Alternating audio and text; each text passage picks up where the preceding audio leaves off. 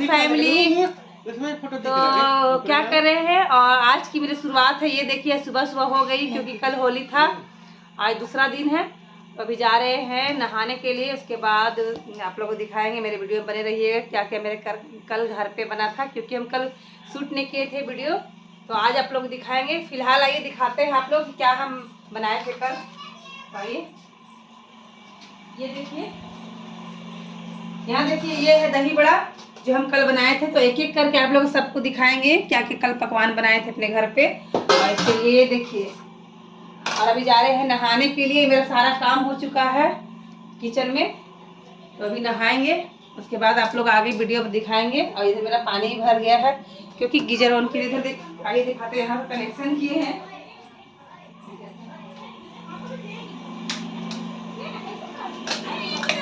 और देख सकते बाहर में सब मेरा फैमिली